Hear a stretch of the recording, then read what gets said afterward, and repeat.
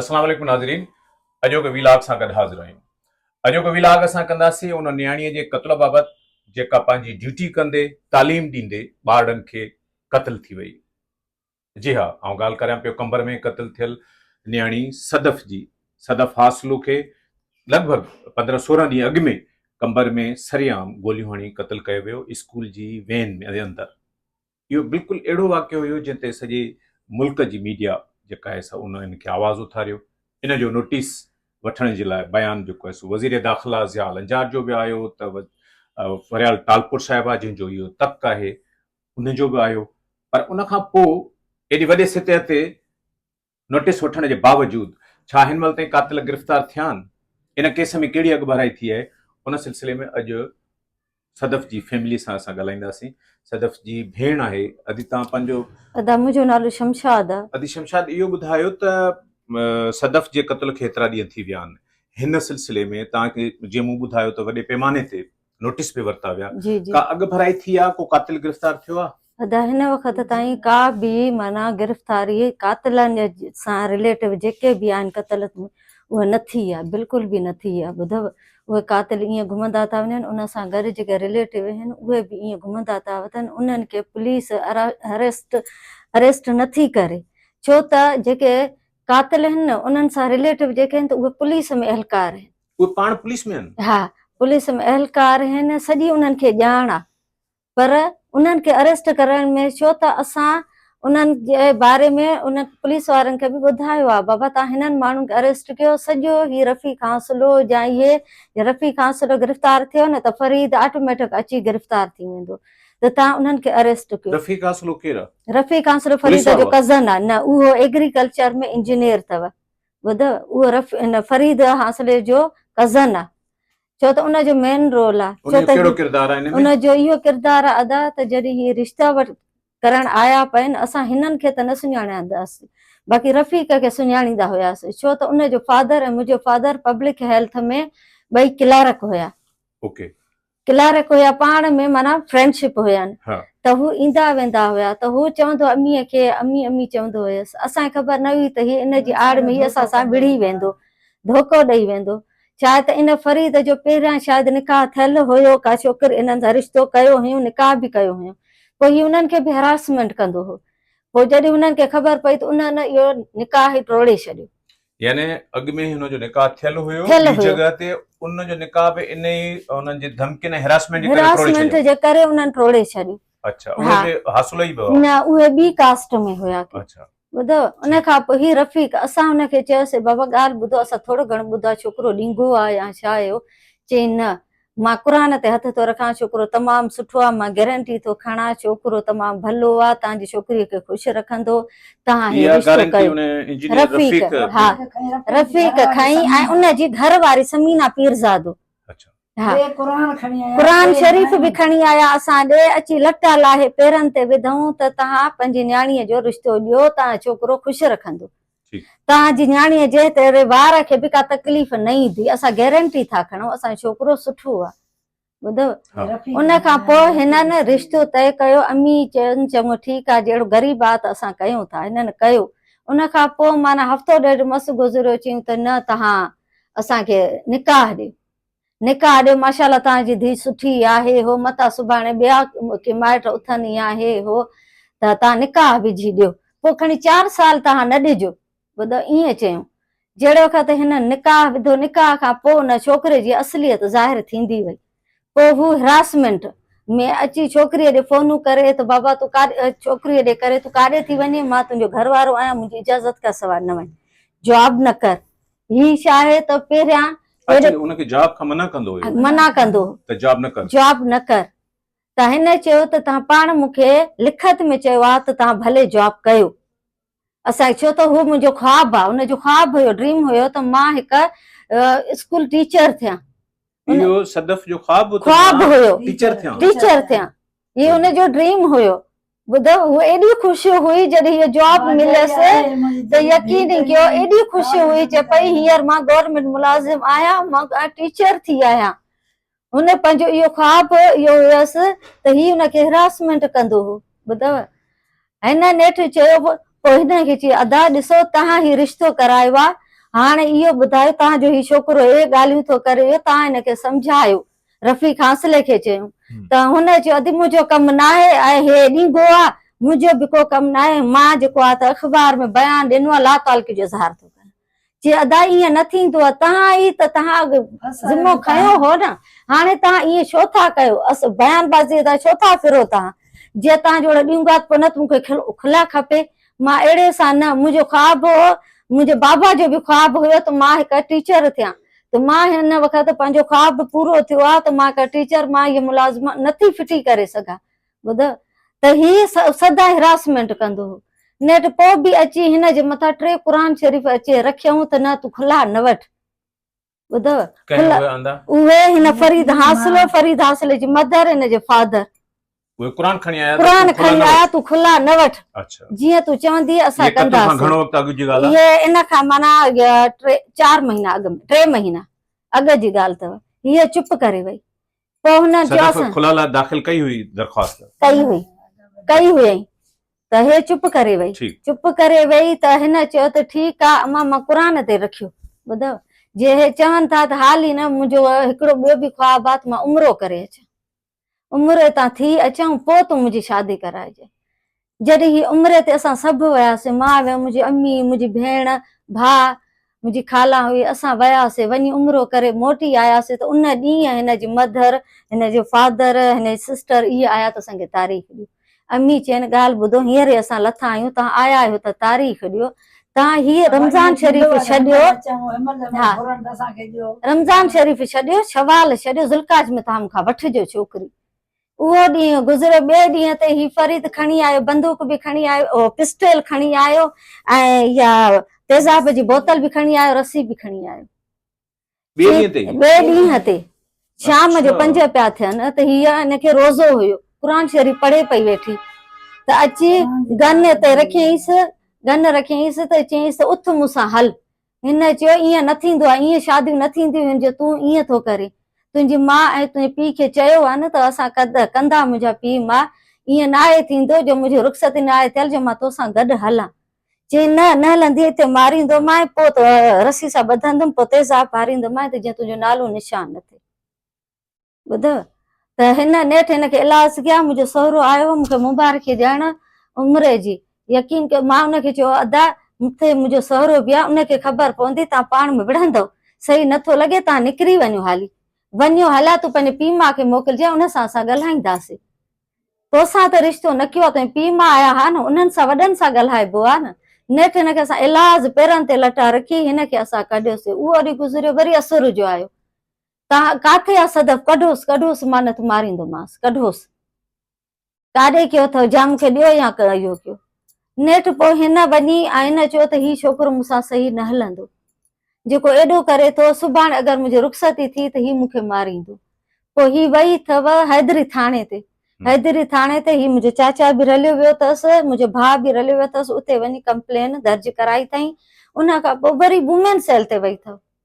ॿुधव, SP जी office उते वई अथव। उते हुन जेको इहो पटिशन दाख़िल कंदो आहे, अदा अलाए कहिड़ो हुयो, त उते विया आहिनि। त उहो अदा छा थो चए, पहिरियां निकाह करे थी अचे, वरी पोइ अचे थी त असांखे प्रोटेक्शन ॾिनी वञे। छा असांखे ॿियो को कमु कोन्हे जो असां बंदूक खणी तुंहिंजे बदिरां वञी उन्हनि खे मारियूं? ॿुधो, नेठि उन्हनि को रिस्पॉन्स न ॾिनो। मुंहिंजी भेण वुमेन प्रोटेक्शन सेल आहे, उन्हनि को बि रिस्पॉन्स न ॾिनो। ॿुधव, उतां वरी मुंहिंजी भेण वापसि आई अथव, वरी एडवोकेट इहो बहादुर शहाणी अथव, वरी उनखे चई अदा तव्हां मुंहिंजे खुला जो केस फाइल कयो, मां अहिड़े माण्हू सां नथी रही सघां। शातिर आहे, तमामु घणो शातिर। नेठि हिन उते बि कयो। हिन इहा वीडियो हुई, उन सेशन कोर्ट जो जेको जज आहे उन वटि उते वञी ही वीडियो ॾेखारी अथई त उन फरीद पाण न आयो, उन जा माउ पीउ आया त उहे उन्हनि जे रोइण ऐं इन ते त असांजो पुटु अहिड़ो न आहे ऐं कुझु बि न कयो अथई, कूड़ था ॻाल्हाइनि, हे हो, त उन इहो केस ख़ारिज करे छॾियो। नेठि उन खां पोइ हिन उहो केस वरी इन में हाई कोर्ट में विधो अथऊं। मुंहिंजी भेण विधो त ही ॿाहिरि निकिरे पई त ॾिठई थी फरीद बीठो आहे, पिस्टल अथसि हिन में बैग में। चई त मूंखे हिन मां ख़तरो आहे, मूंखे प्रोटेक्शन ॾिनी वञे। त हुन जज एतिरी प्रोटेक्शन ॾिनी, सिर्फ़ु इहो चई त हिन मोबाइल में तव्हांखे घर ताईं छॾियूं था बसि। हिकु न्याणी केतिरो भॼे पंहिंजे लाइ प्रोटेक्शन जे लाइ दाह जे लाइ केतिरो ई असांखे हे कानून अहिड़ो आहे जो को इंसाफ़ न ॾे नेठि आख़िर असां चयोसीं बाबा तव्हां न वञो इहे 2 महीनो खनि असांजी न्याणी न वई स्कूल न वई ईद खां पोइ वई जेको सुबुह जो हितां वई उन केरीअ में स्कूल जी हिन में वई उतां वापसीअ ते अचे पई जेको राहू जा ॻोठ आहे इतां छोकिरियूं खयूं अथई इतां माना अचे पई त इतां अची अॻु में अथईंसि वरी मुंहिंजी भेण खे हुन वेन मां लाहे मुंहिंजी भेण खे 5 गोलियूं हयूं अथईंसि हीअं करे मुंहिंजी भेण बचायो पाण खे हिन हथ में गोली लॻी अथसि ॿी दिलि में गोली लॻी अथसि ऐं हिकु हिन बुकीअ में गोली हिकु हिन में टंग में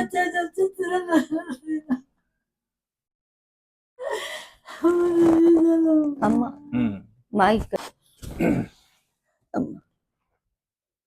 मुझे बच्चे के कत्ल कयो था जी मुझे बच्चे के कयो था मुझे इन फरीद के ये कयो इनके भजी डुकी करे भी इनके पकड़े इनके भी ये सजा जो मारो सो किंदा ते समझ बच्चे था तव्हां जो एसपी वटि विया हूंदव उन घुरायो तव्हांखे या पाण विया हो अदा एसपी असांखे न घुरायो आहे ॿुध बाक़ी डीएसपी साहब आयो हो हिते अच्छा हा उनखे असां चयोसीं त बाबा एसपी वटि पाण विया हो कॾहिं हा मुंहिंजो चाचा वारा इहे विया जॾहिं एफआईआर दाख़िल कराइण विया त उन्हनि छा चयो त छो न गिरफ़्तार कया न हिन महिल ताईं अदा उहो चवनि पिया त असां पंहिंजी कार्रवाई कयूं पिया बसि एतिरो चयूं सिर्फ़ु एतिरो बाक़ी डीएसपी साहब हिते आयो हो उनखे असां चयोसीं अदा ॾिसो असांखे हिननि माण्हुनि ते शक आहे जॾहिं असांजी भेण खे उते शहीद कयो वियो आहे त हितां एम्बुलेंस में हुनखे ट्रीटमेंट लाइ उतां खणी हिनखे एम्बुलेंस में जॾहिं हेॾे मोकिलनि था त उतां जे डॉक्टरनि जो चवणु आहे त सिर्फ़ु ड्राइवर ऐं उन सां गॾु जेका हिकु टीचर हुई उहा हिन सां गॾु आहिनि पर जहिड़े वक़्तु हिते ट्रामा में पहुता आहिनि त उन्हनि सां गॾु 2 छोकिरा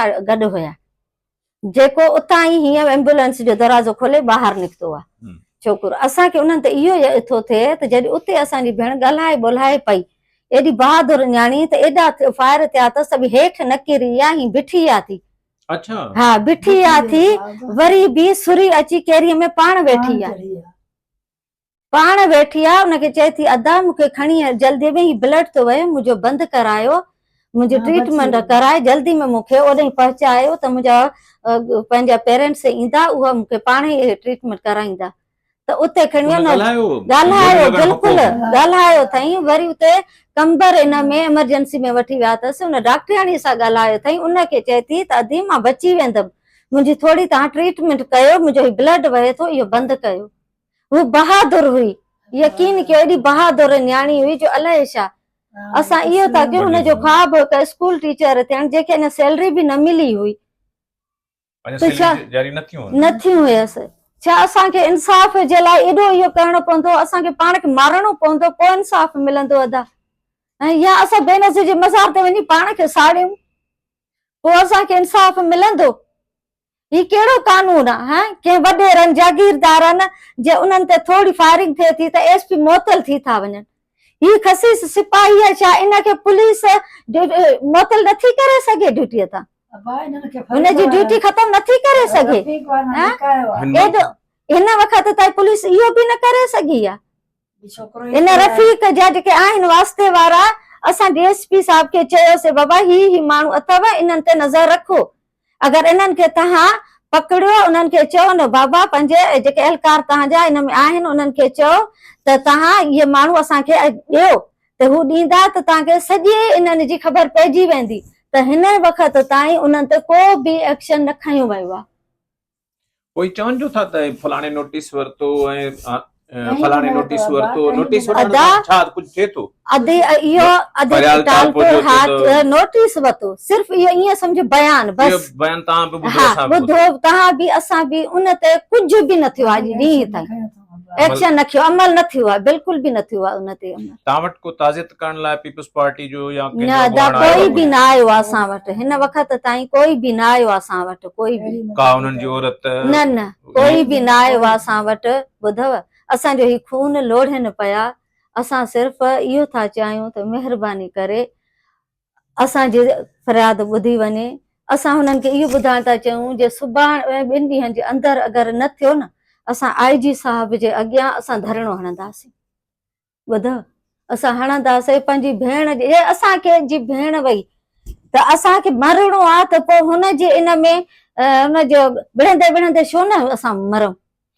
उनखे इंसाफ़ इंसाफ़ ॾियाराइण लाइ छो न असां इहो तव्हां बच्चे जे कातलनि खे पकड़ियो बसि जेतिरो थी सघे। सदफ जे क़त्ल खां पोइ तव्हांखे के धमकियूं या ख़तरो? अदा बिल्कुलु नहीं ख़तरो भेजो। आहे, छो त जंहिं ॾींहुं हे क़त्ल कयो अथई न उन ॾींहुं बि फोन करे सभिनि खे चयो अथई त पहिरियां सदफ खे हिनखे मां मारींदुमि, पोइ वरी उनजी हीअ सिस्टर जेका मां तव्हांजे आहियां, नाले हा, इनखे बि मारींदुमि, छो त उन न्याणीअ खे पाले मूं हो। ॿुधव, त हूअ मूंसां अटैचमेंट में घणी रहंदी हुई। हुनजे इहो त हिननि खे चवंदा त तूं खुला वठ। अड़े बाबा, तुंहिंजी पंहिंजी जेका एॾी हरासमेंट थो करे, कहिड़ा भेण चवंदी या मां चवंदी मुंहिंजी न्याणी जो घर न थिए, तव्हां पाण ॿुधायो, ईअं को चवंदो? हा, ईअं न चवंदो। पर थोरो पंहिंजी इन ते बि ॾिसो, जॾहिं तव्हांजो अहिड़ो छोकिरो हुयो, पहिरियां बि निकाह करे चुको, उन्हनि खे बि हरासमेंट करे चुको, त तव्हां ॿिए जी न्याणी छो था फासायो? सदफ जे किथे को ॿिए शादी तव्हां कराइण पिया चाहियो? न अदा, बिल्कुलु बि न, बिल्कुलु ई न। बिल्कुलु बि तव्हांजी न। हिते ई रज़ामंदी हुई, पर हुननि जो इहो हुयो त ही थोरो सुधरी हले। सुधरी हले, ॿियो किथे बि कोन हुई असांजी। ॿुधव, उमिरि करे आया त मां चयोमांसि बाबा त असां ॾींदासीं। ॿुधव, ॿियो किथे बि न हुयो असांजो। थिए थो बसि मां तोखे तयारी आहे, मां जर्श ठाहे रखी आहे, मां त जीअं तव्हांखे मां ॾींदमि, मां इनकार नथी कयां। हाणे तव्हांजो वज़ीर आला सिंध खां या सिंध हुकूमत खां कहिड़ो मुतालबो आहे त उहे छा कनि? अदा असांखे वज़ीर आला सिंध मुराद अली शाह खां बि इहो आहे, ॿियनि जेके वास्ते वारा आहिनि अहदेदार, उन्हनि खां बि इहो आहे। फरियाल टालपुर, आदि टालपुर खां मां ॿाहूं ॿधी अर्ज़ थी कयां त हिन न्याणीअ जो बेगुनाह क़त्ल थियो आहे। उनजो क़त्ल ईअं न लोड़ियो। प्लीज़ तव्हां IG साहब खे, SP आहे, DSP आहे, जेके बि आहिनि इन में, ॿुधव, त चयो न त असांखे कातिल गिरफ़्तार कराए ॾियनि, गिरफ़्तार कराए ॾियनि। ईअं न त सुभाणे पुलिस पैसा खाई असांजो क़त्ल लोड़े, असांजो क़त्ल लोड़े, छो त उन्हनि खे गिरफ़्तार न पई करे पुलिस। जेके उहे उन डिपार्टमेंट में आहिनि, कुझु अहिड़ा माण्हू आहिनि जेके उन्हनि सां मिलियल आहिनि, उहे उन ई इन में आहिनि। त तॾहिं चाहियूं त असांजो खून न लोड़े। अदी फरियाल टालपुर खे अर्ज़ थी कयां, महिरबानी कयो, तव्हां बि हिकु औरत आहियो, हिकु भेण जी, हिकु माउ जी, हिकु उनजी इल्तिजा ॿुधो, असांजी न्याणीअ खे इंसाफ़ ॾियो। ख़ुदा रा, ईअं का न्याणी पढ़ी करे पंहिंजो ख्वाब पूरो थियण लाइ हिकु टीचर ते इल्म जो ॾीओ रोशन करणु चाहे, उनखे ईअं सरेआम क़त्ल कयो वञे, पोइ पेरेंट्स जा पंहिंजी न्याणियुनि खे न पढ़ाइनि, उन्हनि जी तालीम न ॾियाराइनि, उन्हनि खे बसि घर में विहारे छॾनि। असांजो इहो मुतालबो अथव, अलाह जो इसम तव्हां बि मथे पुकारियो आहे, बात कातिल खे पकड़ियो, कातिल खे पकड़ियो। ॿियो रफ़ीक जेका शरारत में मिलियल आहे, जेको मास्टर माइंड आहे, ही मास्टर माइंड आहे। तव्हां उन नालो FIR में ॾिनो आहे? अदा FIR में उन टाइम न ॾिनो हो, छो त हा न ॾिनो हो। हाणे चओ था मास्टर माइंड, इन्वेस्टिगेशन में उनजो नालो असां ॾिनो हो, त तव्हां उनखे ॾियो, जांच कयो। जी जी नाज़रीन, अॼोको विलाग तव्हां ॿुधो। न्याणी सदफ जे घर वारनि जो चवणु आहे त उन्हनि खे हिन वक़्त ताईं इंसाफ़ इन सूरत में न मिलियो आहे त हिन महिल ताईं कातिल गिरफ़्तार बि न थियो आहे, न ई क़त्ल केस में का पेशरफ़्त थी आहे, का जांच थी आहे। हुननि खे पाण खे ख़तरो आहे, हुननि जी वॾी भेण खे, घर वारनि खे ख़तरो आहे। उन्हनि माण्हुनि मां हुननि सिंध हुकूमत खे अपील कई आहे त न्याणी सदफ हासुलो जा कातिल तुर्त गिरफ़्तार कया वञनि, त जीअं हिननि खे दिलजाए थिए त हिन हुकूमत में खेनि इंसाफ़ मिलंदो।